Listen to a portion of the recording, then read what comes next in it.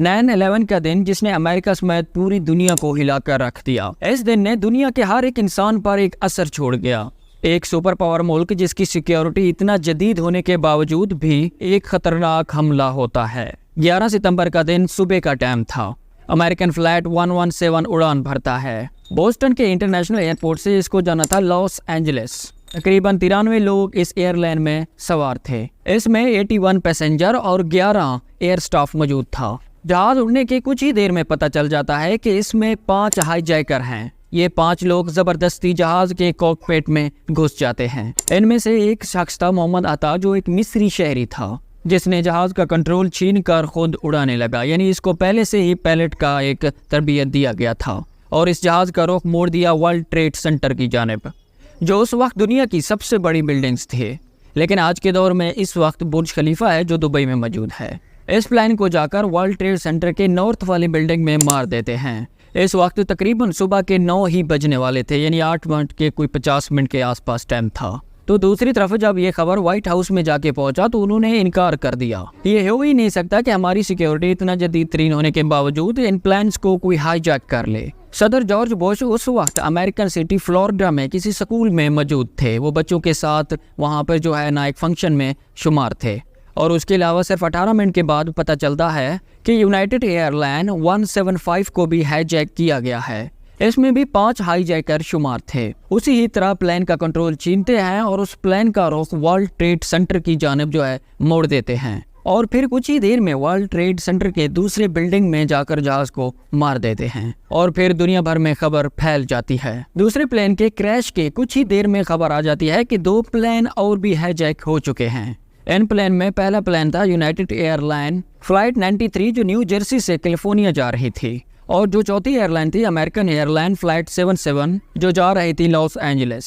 इस प्लेन में भी 5 हाईजैकर होते हैं और सेम उसी तरह ही पायलट से कंट्रोल छीनते हैं और फिर खुद कंट्रोल करते हैं जहाज को। इन दोनों फ्लाइट का रुख मोड़ दिया जाता है वाशिंगटन डीसी की जानिब। वाशिंगटन डीसी अमेरिका का कैपिटल सिटी है और कुछ ही फासले पर एक बिल्डिंग था जिसका नाम था पेंटागन। फ्लाइट 77 को जाकर उस बिल्डिंग में मार देते हैं। इस बिल्डिंग में जहाज को मारने के फौरन बाद अमेरिकन तमाम एयरलाइंस को शट डाउन का ऑर्डर दिया जाता है। जितने भी हवाई जहाज अमेरिका के हदूद में उड़ रहे थे उन सब को ऑर्डर दिया जाता है कि आप जल्द से जल्द लैंड कर जाएं। और जो चौथा एयरलाइन था वो किसी जंगल में गिर गया। अब यहाँ पर ये भी कहा जाता है, कोई वाज़ेह सबूत तो नज़र नहीं आया, लेकिन ये कहा जाता है कि पैसेंजर और हाईजैकर में लड़ाई हो गया था, जिसकी वजह से पायलट के पास कंट्रोल नहीं था और जहाज जाकर किसी जंगल में गिर गया है, जिसकी ऑडियो आज भी मौजूद है लेकिन वीडियो नहीं है उस चीज़ का। लेकिन अफसोस इस चौथे जहाज में भी कोई बच नहीं सका। वर्ल्ड ट्रेड सेंटर में जो दूसरा जहाज लगा था उसकी वजह से पूरे के पूरे बिल्डिंग क्लॉप्स कर गए, यानी वो गिर गए, उनका मटेरियल ख़राब हो गया।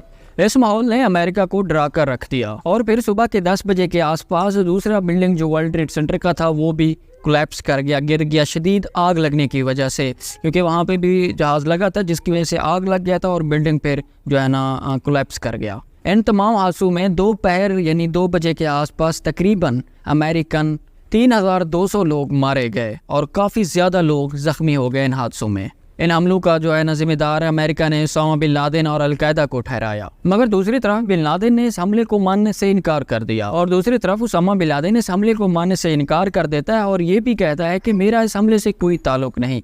मगर फिर 2004 में एक वीडियो टेप में उसामा बिन लादेन कहता है कि मैंने ही 9/11 करवाया था, वो इसलिए कि अमेरिका अरब में मुदाखलत कर रहा है और उसके अलावा सऊदी अरब में अपने फ़ौज को ला रहा है और उसके अलावा इसराइल का भी साथ दे रहा है जो लिबनान के साथ लड़ाई कर रहा था उस वक्त। और भी बिन लादेन ने कई वजूहात बताए, जैसे इराक का जंग और काफ़ी सारे वजूहात, कि हमने अमेरिका को सबक सिखाना था कि अमेरिका इन तमाम इंटरफेयर को बंद कर दे। उसके बाद अमेरिका ने बिन लादेन को ढूंढना शुरू कर दिया। ढूंढ तो वो पहले ही रहे थे, लेकिन पहले वो किसी और मकसद के लिए ढूंढ रहे थे, लेकिन अब उनके लिए ढूंढना बहुत ज़रूरी हो गया था। अमेरिका के हाथ पहले तो उसामा बिन लादेन नहीं आया, लेकिन हाल ही में 2011 में उसामा बिन लादेन पाकिस्तान एबटाबाद में मारा गया, जो अमेरिका के यानी इंटेलिजेंस के खबर लग गई थी।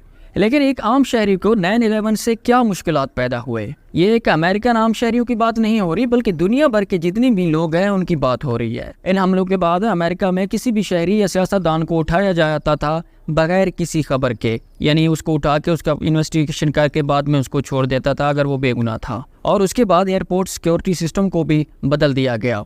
दुनिया भर में 2001 से पहले दुनिया भर के किसी भी एयरपोर्ट में ज़्यादा सिक्योरिटी चेकिंग नहीं किया जाता था। बस सिर्फ इंसान के आईडी कार्ड और जो है ना इंसान को एक स्कैनर मशीन से गुजारा जाता था, जो कि शॉपिंग मॉल और बैंक सिस्टम काफ़ी जगह पर आज वो मशीनें लगे हुए हैं। लेकिन उसके बाद ये सिस्टम ख़त्म हो गया और उसके अलावा कोई ख़ास किस्म का चेकिंग भी नहीं किया जाता था। लेकिन आज के दिन फुल बॉडी स्कैन और पर्सनल आईडी तक चेक किया जाता है, बोर्डिंग कार्ड दिया जाता है, पासपोर्ट चेक किया जाता है और आपके जेब तक भी खाली करवाए जाते हैं और भी कई किस्म के चेकिंग किए जाते हैं। और फिर 2003 में पहली बार पायलट को हथियार दिए गए अपनी सेफ्टी के लिए।